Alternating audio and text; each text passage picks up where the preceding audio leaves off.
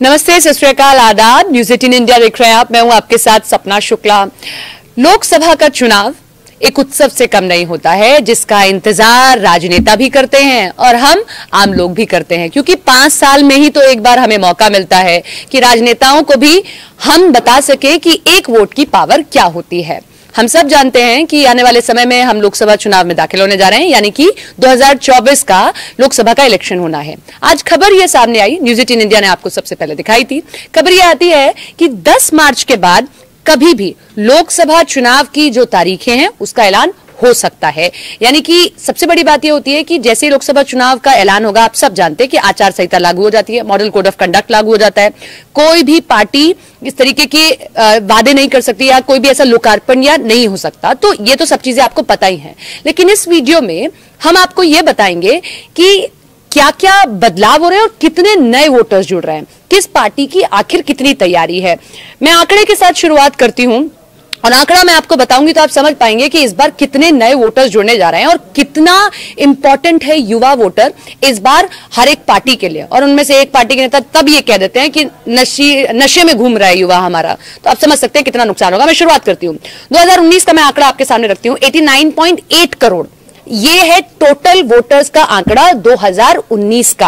और ये electoral data खुद जो है इलेक्शन कमीशन की ओर से अपनी वेबसाइट पर डाला गया है और मैं आधिकारिक आंकड़ा आपको बता रही हूं। अब जो है आंकड़ा आया 2024 का, 6% का उछाल है जो नए वोटर्स अब आ गए हैं।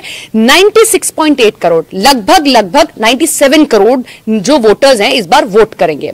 नए वोटर्स हर पार्टी के लिए बेहद महत्वपूर्ण होते हैं और बीते सालों में हमने ये ट्रेंड देखा कि बीजेपी की कोशिश रही है कि नए वोटर्स को खुद से जोड़े।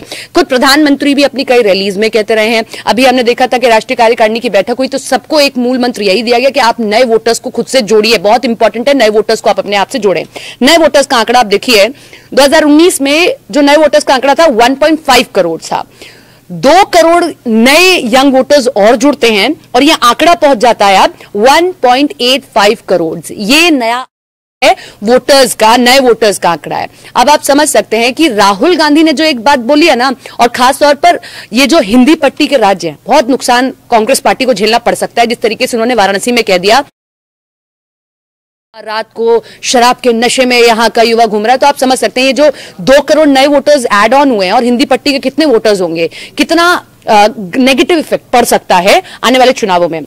महिला वोटर्स की यहां जरूर बात करते हैं, क्योंकि भारतीय जनता पार्टी ने बीते 2 टर्म में अपने ये दिखाया है और खासतौर पर 2019 के इलेक्शंस में कि महिला वोटर्स उसकी सबसे बड़ी पावर है। और न केवल 2019 के इलेक्शन में, उत्तर प्रदेश का इलेक्शन भी मुझे याद है कि उत्तर प्रदेश के इलेक्शन में भी किस तरीके से महिला वोटर्स को खुद से जोड़ा।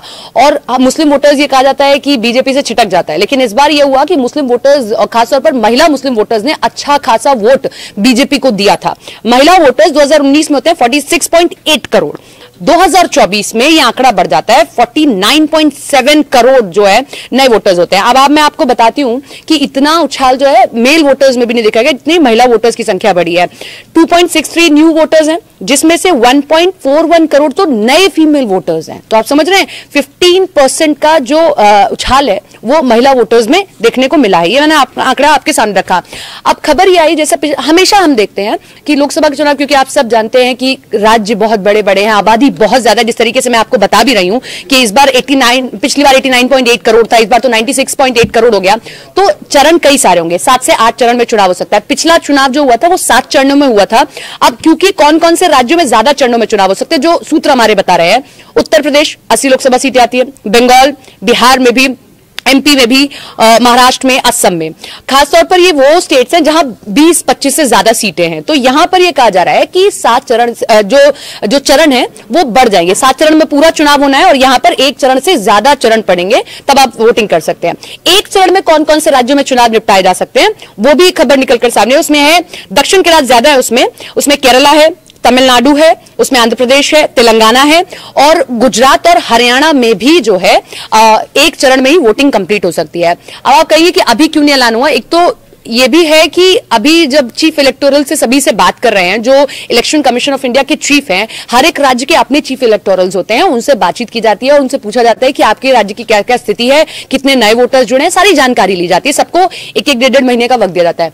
कश्मीर में अभी जाना है, कश्मीर में दौरा होना है, और कश्मीर में जब दौरा हो जाएगा, कश्मीर की स्थिति जब निकलकर सामने आ जाएगी, उसके बाद ये कहा जा रहा है कि 10 मार्च के बाद कभी भी आपके सामने जो है तारीखें आ जाएंगी, और तारीखें आते ही मॉडल कोड ऑफ कंडक्ट लागू हो जाएगा और धुआंधार चुनाव प्रचार। हालांकि भारतीय जनता पार्टी तो अभी से लग भी गई है और कांग्रेस भी भारत जोड़ो न्याय यात्रा निकाली रही है।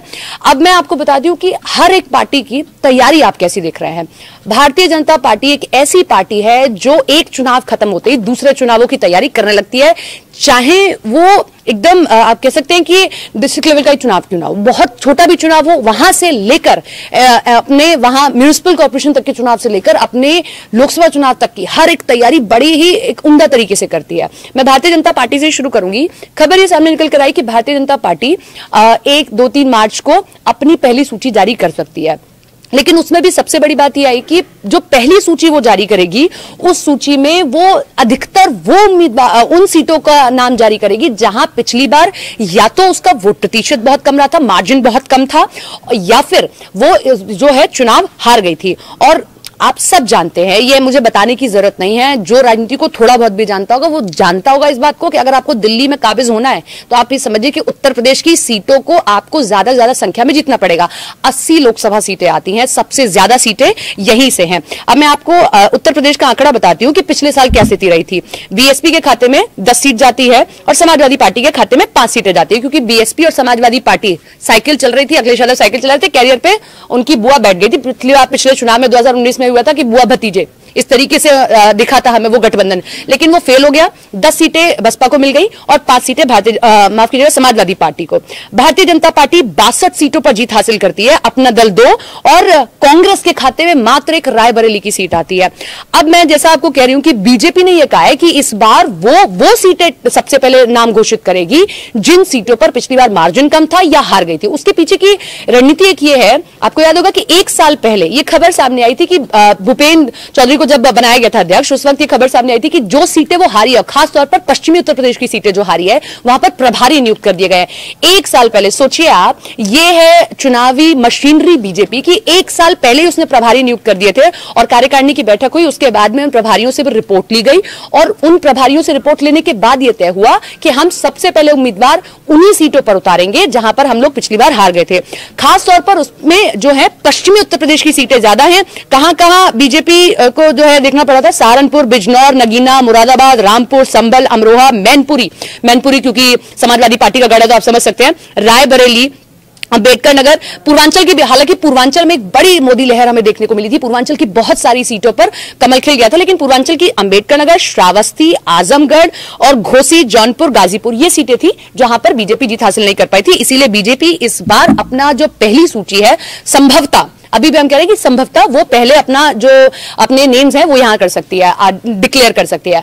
इस बार प्रधानमंत्री ने जब अपनी मीटिंग की थी कैबिनेट की, तो उसमें ये कहा था, हमने देखा अभी कि राज्यसभा के बहुत सारे उम्मीदवार जो है इस बार रिपीट नहीं हुए। उसका कारण पीएम ने यह साफ तौर पर कह दिया था कि हर एक कैंडिडेट को अपना एक बार तो लोकसभा का चुनाव लड़ना ही चाहिए और लड़कर ही उसको संसद आना चाहिए। इसीलिए इस बार हो सकता है कि जो राज्यसभा के उम्मीदवार हैं, जो आपने नाम देखा कि रिपीट नहीं हुए, वो इस बार आपको लोकसभा के चुनावों में दिखाई दे सकते हैं। तो ये है बीजेपी की रणनीति। अब हम बात कर लेते हैं कांग्रेस की, क्योंकि मुश्किलें तो कांग्रेस के लिए ही है। 2014 से लेकर अब तक उसका वोट परसेंटेज भी गिरता जा रहा है।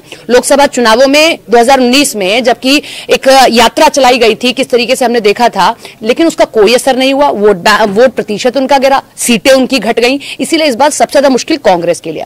अब यह हुआ कि भाई हम इंडी गठबंधन बनाएंगे, सबको साथ लेकर चलेंगे, लेकिन उसमें भी अपनी अपनी राजनीतिक महत्वाकांक्षाएं सबकी दिख रही हैं। अभी तक जहां बीजेपी यह तय कर रही है कि हमको इन सीटों पर 1 साल पहले ही प्रभारी नियुक्त कर दिया, वहां कांग्रेस और बाकी दल अब तक अपनी राजनीतिक महत्वाकांक्षा को पूरा करते दिख रहे हैं कि भाई नहीं, हमें तो यहां इतनी सीटें चाहिए, यहां इतनी सीटें चाहिए। कांग्रेस के लिए मुश्किल यह आ खड़ी हुई है गुजरात, उत्तर प्रदेश और दिल्ली। यहां यह हुआ कि सीटें तय हो गई, लेकिन अभी तक आधिकारिक घोषणा नहीं हुई। गुजरात 26 लोकसभा सीटें यहां पर आती हैं, 2 सीटें आम आदमी पार्टी को दे दी गई। अब लेकिन उसमें भी दिक्कत हो गई। भरूच अहमद पटेल जो दिवंगत नेता हैं कांग्रेस के, उनके बेटे ही आके कह देते हैं कि ये हमारी सीट थी, हमारी परंपरागत सीट थी, आपने कैसे आम आदमी पार्टी को दे दी। जबकि आम आदमी पार्टी जो है यहां से एक उनके आदिवासी चेहरा है उनको उतारना चाह रहे हैं। उनका यह मानना है कि भाई आदिवासी यहां पर बड़ी संख्या में भरूच की सीट पर हम जीत जाएंगे, इसीलिए यहां पर पेच फंस गया। उत्तर प्रदेश की 17 सीटें, आधिकारिक अभी भी इसका घोषणा होना बाकी है, उत्तर प्रदेश की 17 सीटें दी गई कांग्रेस को। लेकिन उन 17 सीटों में भी आप समझिए कि वो सीटें दी गई हैं जहां पर समाजवादी पार्टी भी जीत जाए तो बड़ी बात है। रायबरेली और अमेठी जरूर एक ऐसी सीट है जहां कांग्रेस कह सकते हैं थोड़ी मजबूत, हालांकि अमेठी भी आप उसमें से छोड़ दीजिए, अभी रायबरेली एक ऐसी सीट जहां पर कांग्रेस मजबूत है। दिल्ली की हालत यह थी कि आधिकारिक घोषणा अभी भी नहीं हुई है, लेकिन सूत्र जो हमारे कह रहे थे, जो हम आपको सुबह से बता रहे हैं, आम आदमी पार्टी को 4 सीटें मिली, कांग्रेस को 3 सीटें मिल गई। नॉर्थ वेस्ट, नॉर्थ ईस्ट और चांदनी चौक, हालांकि नॉर्थ ईस्ट इसमें बाद में एड ऑन हुई है। North west, north east, Chandni Chowk, जहां पर पिछली बार हमने देखा था कि जेपी अग्रवाल, शीला दीक्षित और अरविंदर लवली को उतारा गया था, ये 3 सीटें मिल गई कांग्रेस को और बाकी की 4 सीटें दे दी गई आम आदमी पार्टी को। दिल्ली, गुजरात, चंडीगढ़, गोवा, हरियाणा, अभी इन सब पर जो है पूरी सहमति नहीं आई है। अब इधर दीदी ने दिक्कत खड़ी कर दी कांग्रेस के लिए। टीएमसी ये कह रही है कि भाई मेघालय में हमको 1 सीट चाहिए, असम में 2 सीटें चाहिए। टीएमसी ये कह रही है कि हमसे तो बात ही नहीं हुई है, और उधर कांग्रेस ने ये कह दिया कि नहीं, हमको 5-7 जो 8 सीटें चाहिए थी वो 8 सीटें मिल रही हैं। जबकि टीएमसी ने 42 सीटों में से मात्र 5 सीटें देने का जो है, बल्कि वो तो 2 ही सीटें देने जा रहे थे, लेकिन यहां तो 8 सीटें मांग रहे हैं। आप कौन कौन सी सीटों पर वो बना था? मालदा, बहरामपुर, रायगंज और दार्जिलिंग, ये सीटों पर सहमति बनी। लेकिन 3 सीटें और मांगी जा रही हैं, जिसमें 3 सीटें और कांग्रेस की तरफ से मांगी जा रही हैं। तो ये हम इसलिए बता रहे हैं क्योंकि बहुत दिक्कतें हैं इस वक्त कांग्रेस के लिए, और 10 मार्च के बाद जैसे ही इलेक्शन कमीशन अपने डेट्स का अनाउंसमेंट कर देगा, उसके बाद देखेंगे हम धुआंधार प्रसार किया जाएगा और किस तरीके से कांग्रेस तैयारी करती है। इंडी गठबंधन इस वक्त अपनी राजनीतिक महत्वाकांक्षाएं ज्यादा पूरी करते दिखाई दे रहा है, बजाय इसके कि वो बीजेपी को टारगेट करे। एक बड़ी चीज जो इस चुनाव में सबसे बड़ी दिखाई दे रही है, एक फैक्ट अगर आप देखिए, बीते चुनावों को आप देखिए, हमेशा वो पार्टी जिसने अपने 2 टर्म रिपीट कर लिए हो वो कहीं ना कहीं बैकफुट पर नजर आती है, एंटी इनकम्बेंसी दिखाई देती है, लोगों में नाराजगी होती है, लोगों के पास विपक्षी नेता जाते हैं, कहते हैं कि भाई इनमें ये दिक्कत थी। लेकिन पहली बार शायद कोई ऐसा चुनाव होने जा रहा है कि किसी एक पार्टी ने अपने 2 टर्म रिपीट कर दिए, बावजूद इसके वो बेहतर पोजीशन में दिखाई दे रही है और विपक्ष कहीं ना कहीं पीछे दिखाई दे रहा है। उसको ढूंढना पड़ रहा है मुद्दे, उसको समझना पड़ रहा है कि आखिर कहां कैसे वो इनको पीछे कर सकता है। तो ये इन चुनावों से जुड़ी बातें थी। इंतजार 10 मार्च का करना होगा, क्योंकि अभी कश्मीर का दौरा होना है, उसके बाद ही संभवतः आपके पास सामने डेट्स आ जाएंगी। लेकिन उससे पहले बहुत सारे अभी आप लोकार्पण शिलान्यास तो देख ही रहे हैं, और एक यूके के साथ में जो हम फ्री ट्रेड एग्रीमेंट देख रहे हैं, वो जल्दी हो सकता है कि उसका भी ऐलान हो जाए, क्योंकि अगर उसका ऐलान अभी नहीं हुआ तो चुनाव आचार संहिता लगने के बाद उसका ऐलान नहीं हो पाएगा। कमेंट सेक्शन में जरूर कमेंट कीजिए कि आप इस चुनावों को इस बार कैसे देख रहे हैं, और चुनावों से जुड़ी कोई भी जानकारी आपको चाहिए तो आपको कहीं नहीं जाना है, सिर्फ और सिर्फ न्यूज़ 18 इंडिया पर आना है।